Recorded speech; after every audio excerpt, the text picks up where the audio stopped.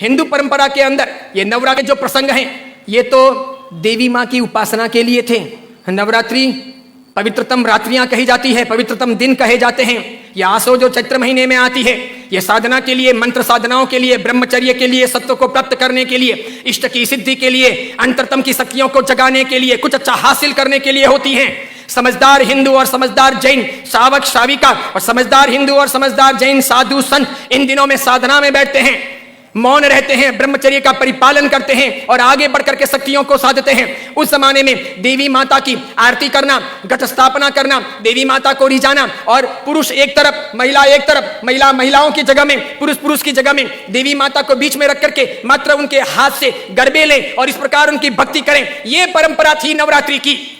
उसके बाद में मात्र गुजराती स्टाइल में डांडिया आए थे, तो बहनें बहनों में खेलती, बीच में देवी मां की स्थापना की जाती, पुरुष में खेलते और इस प्रकार नौरते रखते, नवरात्रि पालते, खान पान का ध्यान रखते। उन दिनों में कोई शराब नहीं पीता, गुटखे नहीं खाता, चाय तक नहीं पीता, व्यसन नहीं करता, अलग अलग शयन करते, पति पत्नी अलग अलग रहते, ब्रह्मचर्य की साधना करते, संपर्क नहीं करते, शुद्धता प्राप्त करते और इतने सारे भोग विलास की जिंदगी के बीच में, इतने सारे विषय वासनाओं के बीच में कोशिश करते कि कुछ दिन पवित्रता के साथ बिताएं ताकि देवी माताओं के सानिध्य प्राप्त करके हम शक्ति संपन्न बन सके, उनके आशीर्वाद अपनी जिंदगी में फल सकें।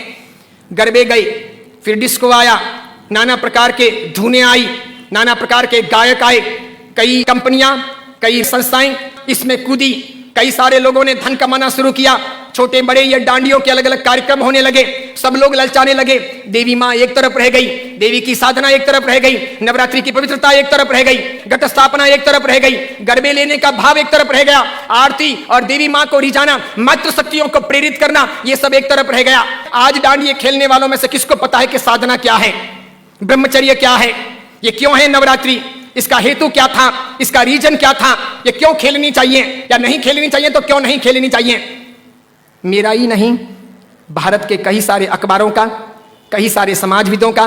कई सारी अन्य सामाजिक संस्थाओं का ये सर्वे वर्षों से रहा है, समय समय पर किया जाता रहा है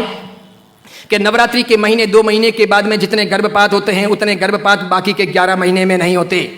तो ये व्यभिचार नहीं है तो क्या है, ये दुराचार नहीं है तो क्या है, ये जीवन की भ्रष्टता नहीं है तो क्या है। इस बात पर मैं कुछ वर्षों पहले बोला था, अभी किसी ने वो वीडियो वायरल कर दिया और उस वीडियो को लेकर के अखबार ने लिखा। मैंने कहा जो सच है वो सच है कि हम अपनी साधनाओं को बचाएं, बेच ना दें। हिंदू धर्म की परंपरा हो कि जैन धर्म की परंपरा हो, कोई भी उत्सव महोत्सव हो, मैंने समय समय पर यह भी कहा था, गणपति अगर हिंदू धर्म के देवता हैं और गणपति के महोत्सव अगर मनाए जाते हैं या उनका आराधन अगर किया जाता है तो उसमें कहीं जुआ नहीं खेलना चाहिए, शराब नहीं पीनी चाहिए, गणपति के नाम पर तमाशे नहीं करने चाहिए, लड़कियों के साथ में नाच गान नहीं होने चाहिए, गणपति लड़कियों को छेड़ने के लिए महोत्सव के तौर पर नहीं आ रहे, लड़कियां अपनी जगह पर हों, पुरुष अपनी जगह पर हों, वहां शराब नहीं पी जानी चाहिए, उनके पैसों का प्रपंच नहीं होना चाहिए, गणपति को सेलेबल नहीं बनाया जाना चाहिए। हिंदू धर्म अगर इन चीजों को नहीं संभालता है तो धीरे धीरे भारतीय संस्कृति का विनाश होगा।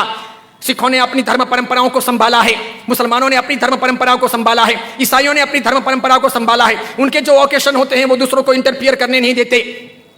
वो उसमें घाल मेल नहीं करते। हिंदू और जैनों को इस बारे में सावधानी रखनी आवश्यक है। कल ऐसा ना हो जाए कि पर्युषण महापर्व के दिन आए या राखातीज का दिन आए या कार्तिक पूर्णिमा का दिन आए और कोई उसे किसी प्रतिष्ठान के नाम पर प्रोजेक्ट कर ले कि चलो अब महोत्सव को इस प्रकार मनाएंगे, उस प्रकार मनाएंगे, तो 25 साल 50 साल के बाद में ऐसा हो सकता है कि हमारी होली की आराधना या हमारे पर्युषण महापर्व की आराधना का रूप रंग बदल जाए। जैसे मैंने नहीं कहा था कि मात्र संगीतकारों को बुला करके हम 9 दिन की भक्ति रख लें, सुबह भी भक्ति, रात को भी भक्ति, ठीक है, और इस प्रकार पर्युषण आगे बढ़ जाए और अच्छी खासी संख्या के अंदर वे आधुनिक संगीतकार आधुनिक धुनों पर बहुत गाएं और नौजवान लड़के लड़कियों को मजा आ जाए, सब वहीं पर जाएं। तो 10 साल 15 साल तक अगर ऐसा चले तो आज एक ने किया, कल दूसरा करेगा, परसों तीसरा करेगा, अब चौथा करेगा, धीरे धीरे साधुओं के व्याख्यान में कोई नहीं जाएगा, पर्युषण महापर्व के प्रवचन एक तरफ रह जाएंगे, कल्पसूत्र जी हवा खाते रह जाएंगे और पर्युषण का रूप बदल जाएगा। ये नहीं हो सकता।